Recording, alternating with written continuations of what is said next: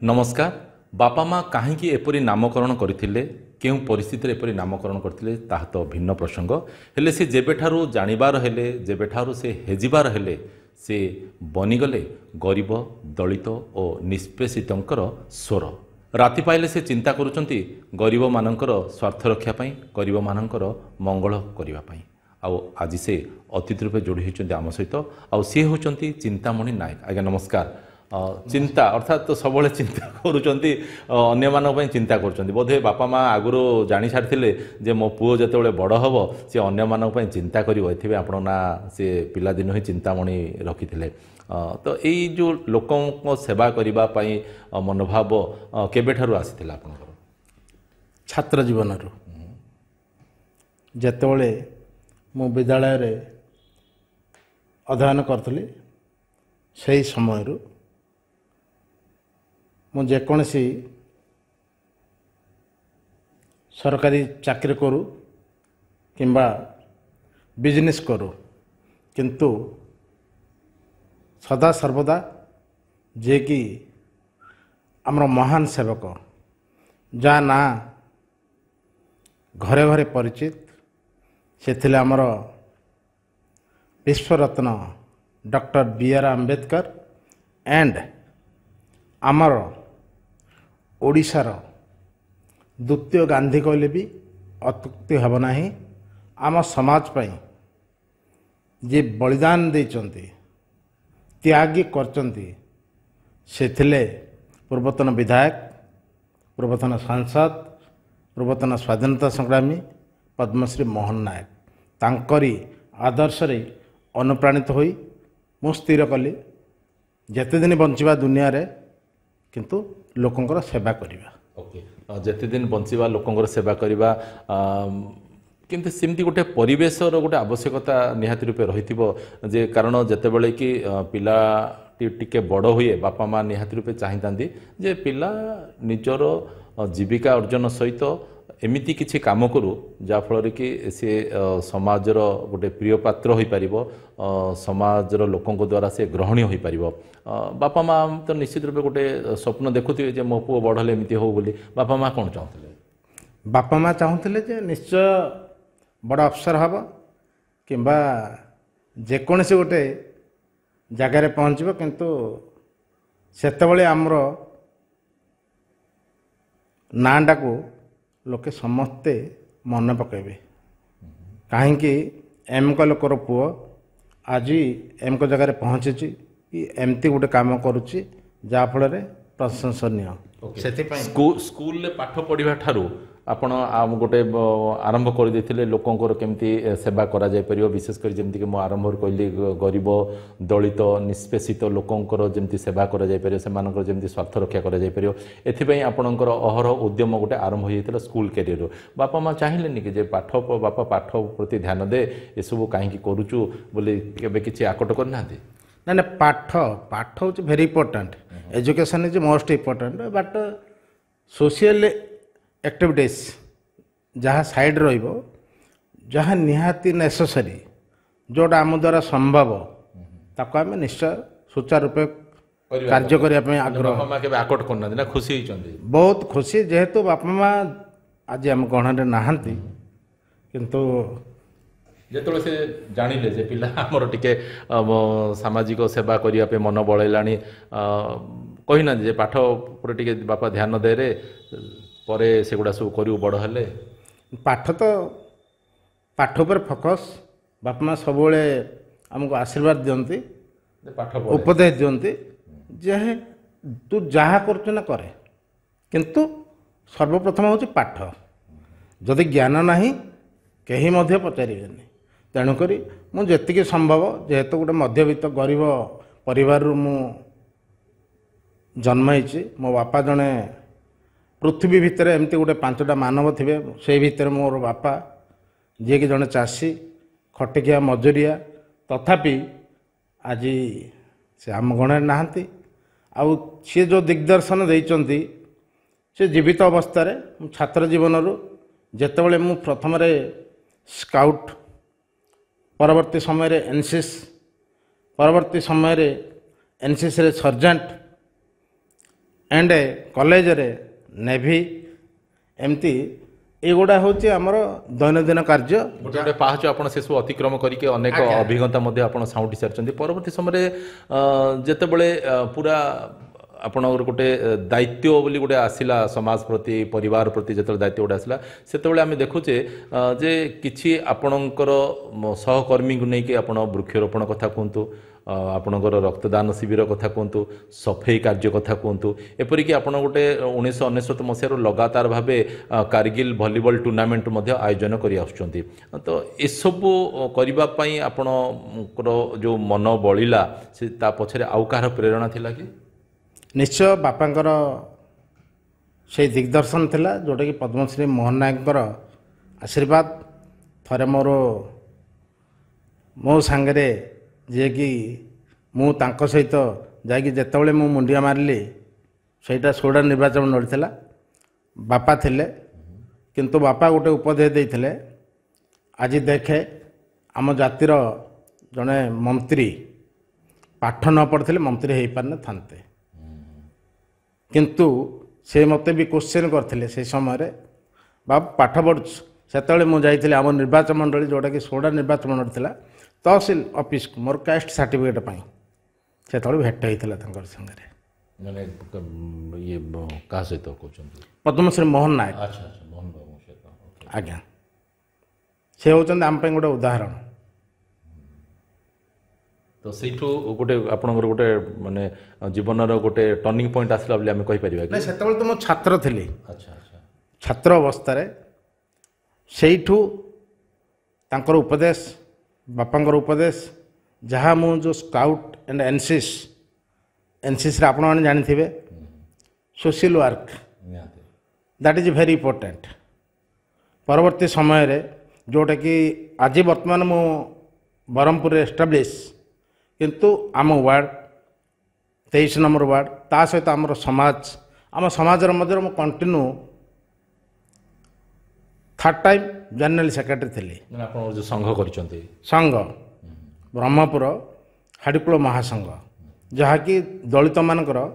आमर समाजर 22टा साई अच्छे आज ब्रह्मपुर सौंदर्य केवल आमर समाज पे हो जो मैंने सफाई कर्मचारी आज से मैंने अवहेलित हो जमती उदाहरण बॉर्डर रे जी कि सैनिक नथिले भारतर अवस्था जहाँ होता जदि ब्रह्मपुर सहर सुरक्षित रही न था ब्रह्मपुर सहर भितर बसवास करथुवा सबु जनसाधारण इवेन ओडिशार मध्य जेकोसी सहर मध्य सफाई कर्मचारी जो स्पेशल गोटे डिपार्टमेंट अच्छी बीएमसी किंतु से जो मैंने नियोजित होती काम कौन सानिटेशन प्रोग्राम सफाई जदि टोटाली 5 दिन काम बंद हो जाए अस्तव्यस्त पूरा स्थिति बिगड़ी तेणुक गोटे सैनिक जदि बॉर्डर जदि कौन गोटे दुर्घटना सहित संघर्ष करू जदि जीवन चली जाऊँगी आम टीवी रे देखुचे आमे मध्य भांगी पड़ुचु तथापि ताको शहीद मान्यता दि जाउची मना नहीं बहुत शक्तिशाली बहुत साहसी किंतु निम्न स्तर रे लोकलोचन आड़ुआल आज पर्यंत ए ब्रह्मपुर सहर को जे सौंदर्यमय करचंती धूप दीप नैवेद्य जी आज महकौंट से होती आमर भाई भौणी सफाई कर्मचारी किंतु तांका प्रति वैमात्रिक मातृभाव जहाँफल अनेक घटना है ऑल ओडिशा दलित समाज गोटे गंजाम जिला शाखा अच्छी ता सहित मो ऑल ओडिशा लेवल रे आम समाजर अध्यक्ष भी अच्छी निहाती आम तो कहीपर जे से आमर समाज पर गोटे नमस्य कारण से जदि न था हुए तो आम ये सुस्थ वातावरण पाइपारि न था कारण राति पाइले झड़ हो कि वर्षा हो कि शीत हो कि काकर हो से जो कार्य को अर्थात ड्यूटी को से सुचारू रूपे तुलाऊँ एणु पुणी थे आम कहवा से निहाती रूपे नमस्य बर्तमान आपंकर व्यक्तिगत कार्यक्रम आसवा जो भलीबॉल टूर्नामेंट जो आप आयोजन कर आसुँच 1999 मसीहारू कारगिल नामकरण करके जेहेतु भारत वर्षर जितेबले कारगिल हिल उपरे जातीय पताका ଫରଫର ହେଇ ଉଡ଼ିଲା। ସେଇଠୁ ଆମେ ନିଷ୍ପତ୍ତି କଲୁ ଯେ ଆମ କ୍ଲବ୍ର ନା କାର୍ଗିଲ ସ୍ପୋର୍ଟିଂ କ୍ଲବ୍ ଦେବା। ତା ପରବର୍ତ୍ତୀ ସମୟରେ କାର୍ଗିଲ ସ୍ପୋର୍ଟିଂ କ୍ଲବ୍ ତରଫରୁ ଅନେକ ରାଜ୍ୟସ୍ତରୀୟ ଭଲିବଲ ଟୁର୍ଣ୍ଣାମେଣ୍ଟ ବି ଆମେ ଆୟୋଜନ କରିଛୁ। ଆବାଳ ବୃଦ୍ଧ ବନିତା ମନ୍ତ୍ରୀ ଯନ୍ତ୍ରୀ ଏସ୍ପି କଲେକ୍ଟର ଡିଆଇଜି ଆପଣଙ୍କର ମିଡ଼ିଆ ବନ୍ଧୁମାନେ ଲୋକପ୍ରତିନିଧି ସମସ୍ତଙ୍କୁ ନେଇକିରି ଇଏ ହେଉଛି ଗଞ୍ଜାମ ଜିଲ୍ଲାର ଗୋଟେ ଟେକ। ନିହାତି ମୋର ବି ଗୋଟେ ସୌଭାଗ୍ୟ, ମୁଁ ମଧ୍ୟ ଆପଣଙ୍କର ସେଇ କାର୍ଯ୍ୟକ୍ରମରେ ଯୋଗଦାନ କରିଛି। ନିହାତି ରୂପେ ମୁଁ କହିବି ଯେ ଆପଣଙ୍କର କାର୍ଯ୍ୟକ୍ରମ ଯେଉଁ ଭଲିବଲ ଟୁର୍ଣ୍ଣାମେଣ୍ଟ ଆଗକୁ ମଧ୍ୟ ଆହୁରି ବିରାଟ ଆକାରରେ ହେଉ, ଏହା ତ ମୁଁ କାମନା କରିବି। ଅନ୍ୟପଟେ ଆପଣଙ୍କର କିଛି ଅବଶୋଷ ରହିଛି କି ଯେଉଁଟାକି ଆପଣ ଚାହୁଁଛନ୍ତି କରିବା ପାଇଁ କିନ୍ତୁ ସୁଯୋଗ ପାଇପାରୁନାହାନ୍ତି କରିବା ପାଇଁ? ନିଶ୍ଚୟ ଅବଶୋଷ ଅଛି। ମଣିଷ ଜୀବନରେ ସମସ୍ତଙ୍କର କିଛି ନା କିଛି ଲକ୍ଷ୍ୟ ଥାଏ, କିନ୍ତୁ ମୋର କେବଳ ଗୋଟେ ଲକ୍ଷ୍ୟ ଅଛି, ଯେତେ ଦିନ ବଞ୍ଚିବା ସମାଜର ସେବା କରିବା। ତେଣୁ ମୁଁ ଅନ୍ୟ କୌଣସି ଡିପାର୍ଟମେଣ୍ଟ ଉପରେ ଇଣ୍ଟରଫିୟର କରୁନି, ଯେହେତୁ ଆମ ଡିପାର୍ଟମେଣ୍ଟ ଯେଉଁଟାକି SC ST ସେଲ୍ର ଦୈନନ୍ଦିନ କାର୍ଯ୍ୟକ୍ରମ ଯାହା ହେଉଛି ପଲ୍ଲୀଠୁ ଧରିକି ଦିଲ୍ଲୀ ପର୍ଯ୍ୟନ୍ତ ମାନ୍ୟଗଣ୍ୟ ବ୍ୟକ୍ତିମାନଙ୍କ ସହିତ ମୋର ବି କିଛି ସମ୍ପର୍କ ଗଢ଼ି ଉଠିଛି। ତଥାପି ଚେଷ୍ଟା ଜାରି ରହିଛି। ସରକାର ଘୋର ନିଦ୍ରାରେ ଶୋଇଛନ୍ତି, ତଥାପି ଆଜିକାର ସରକାର ଚଳଚଞ୍ଚଳ ହୋଇ କାମ କରିବେ ବୋଲି ଆମେ ବି ଆଶା ବାନ୍ଧିଛୁ। ଦେଖନ୍ତୁ, ଯେକୌଣସି କାମ କରିବା ପୂର୍ବରୁ ଆଜିକାଲି ରାଜନୈତିକ ଦଳ ଉପରେ ସମସ୍ତଙ୍କର ଭରସା ରହୁଛି। ଆଜି 2025ରେ ରାଜନୈତିକ ବାତାବରଣ ଯାହା ଚାଲିଛି ଘଟୁଛି, ସେ ଭିତରେ ଯିଏ ଆମର ବନ୍ଧୁ, ଆପଣମାନଙ୍କର ସମସ୍ତଙ୍କର ପ୍ରିୟ ବନ୍ଧୁ, ଦିନେ ଏମିତି ଡିସ୍କସନ୍ ଆମେ କଲା ସମୟରେ ସେ ମୋତେ କହିଲେ ଯେ ଗୋଟେ ପ୍ଲାଟଫର୍ମ ଦରକାର, କିନ୍ତୁ ତୁମେ ଆରମ୍ଭରୁ ଶେଷ ପର୍ଯ୍ୟନ୍ତ ଛାତ୍ର ଅବସ୍ଥାରୁ ବର୍ତ୍ତମାନ ଏ ଅବସ୍ଥା ପର୍ଯ୍ୟନ୍ତ ସବୁଥିରେ ତୁମେ ଇନଭଲ୍ଭ ରହୁଛ, କିନ୍ତୁ ଗୋଟେ ଦଳରେ ସାମିଲ ହୁଅନ୍ତୁ। ଆଉ ସେ ଦଳ ହେଉଛି ଜାତୀୟ କଂଗ୍ରେସ ଦଳ, ଯେଉଁଟାକି ବ୍ରିଟିଶ ଅମଳରୁ ମହାତ୍ମା ଗାନ୍ଧୀଙ୍କର ଦୂରଦୃଷ୍ଟି, ଯେଉଁ ଗଣତନ୍ତ୍ର ରାଷ୍ଟ୍ର ବାବା ସାହେବ ଆମ୍ବେଦକର ଯେଉଁ ସମ୍ବିଧାନ ତିଆରି କରିଛନ୍ତି। ତଥାପି ଯଦି ମୁଁ କୌଣସି ଦଳରେ ସାମିଲ ହେବିନି, ତାହେଲେ ମୁଁ ଆଇନ କାନୁନ ବିଷୟରେ କିଛି ଜାଣିପାରିବିନି। ତେଣୁ ଆମର ପ୍ରିୟ ବନ୍ଧୁ, ଅତି ଆପଣାର ପ୍ରଦେଶ କଂଗ୍ରେସ କମିଟିର ଭାଇସ୍ ପ୍ରେସିଡେଣ୍ଟ ଏବଂ ଯିଏକି ଆମର 3 ଥରର ବିଧାୟକ, କେବଳ ଗଞ୍ଜାମ ଜିଲ୍ଲାର ସିଏ ବିଧାୟକ ନୁହନ୍ତି, ଆଜି ଓଡ଼ିଶାର ପୋଷ୍ଟର ବୟ ରୂପେ ପରିଚିତ ରେସ୍ପେକ୍ଟେଡ଼ ରମେଶ ଚନ୍ଦ୍ର ଜେନା, ସେ ମୋତେ କହିଲେ, ଦେଖନ୍ତୁ ଆଜି ଜାତୀୟ କଂଗ୍ରେସ ଯୋଗଦାନ ଦେଲା ପରେ ପରବର୍ତ୍ତୀ ଷ୍ଟେପ୍ ଦଳିତ ସମାଜର ଆମ ବର୍ଗର ଯେକୌଣସି ସମସ୍ୟା ଯଦି ଆସି ଉପୁଜିଲା, ତାହେଲେ ଏ ଜାତୀୟ କଂଗ୍ରେସ ଦଳ ନିଶ୍ଚୟ ଦୃଢ଼ ଭାବେ ଆପଣଙ୍କ ସହିତ ସାମିଲ ହେବ। ଆଉ ଯଦି ସେଥିରେ ସାମିଲ କେହି ଆସିବେନି, ତାହେଲେ ଆପଣ ବିଚାର କରିବେ। ତେଣୁ ବହୁତ ଆଗ୍ରହର ସହିତ ଆମ ସମାଜର ଗଞ୍ଜାମ ଜିଲ୍ଲାର କୋଣ ଅନୁକୋଣରୁ ପ୍ରତିଷ୍ଠିତ ବୁଦ୍ଧିଜୀବୀ, ଜ୍ଞାନୀ, ଯୁବକ, ଛାତ୍ର, ମହିଳା ସମସ୍ତଙ୍କୁ ନେଇ ମୁଁ ବର୍ତ୍ତମାନ 6 ତାରିଖ ଦିନ ଅଧ୍ୟକ୍ଷ ରୂପେ ଦାୟିତ୍ୱ ନେଲି ଗଞ୍ଜାମ ଜିଲ୍ଲା ଜାତୀୟ କଂଗ୍ରେସ। ଏବଂ ଯିଏକି ଆମର SC ଓନ୍ଲି SC, ଯେହେତୁ ଜଣେ SC ସେଲ୍ର ଲୋକପ୍ରିୟ ପୂର୍ବତନ କେନ୍ଦ୍ରମନ୍ତ୍ରୀ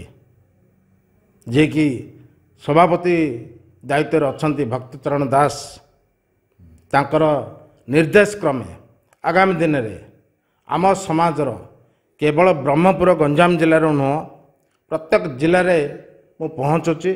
ନିହାତି ରୂପେ ଆମେ ମଧ୍ୟ ତାହା ହିଁ କାମନା କରିବୁ। ଆପଣଙ୍କ ଯେଉଁ ଉଦ୍ଦେଶ୍ୟ ନେଇକି, ଯେଉଁ ଲକ୍ଷ୍ୟ ନେଇକି ଆପଣ ଯୋଗଦାନ କରୁଛନ୍ତି ଦଳିତ ଅବହେଳିତ ଗରିବ ଲୋକଙ୍କର ସେବା କରିବା ପାଇଁ ସେଥିରେ ଆପଣ ସକ୍ଷମ ହୁଅନ୍ତୁ, ଏହା ହିଁ ଆମର କାମନା ରହିବ। ଆଜିର ପ୍ରସଙ୍ଗକୁ ଏଇଠି ରଖିବା। ଆପଣଙ୍କ ସାଥୀ ପ୍ରକାଶ ପଟ୍ଟନାୟକ ବିଦାୟ ଦିଅନ୍ତୁ। ପୁଣି ଥରେ ଆଉ ଏକ ପ୍ରସଙ୍ଗ ନେଇ ଆପଣଙ୍କ ସହିତ ଆମେ ଯୋଡ଼ି ହେବୁ। ନମସ୍କାର।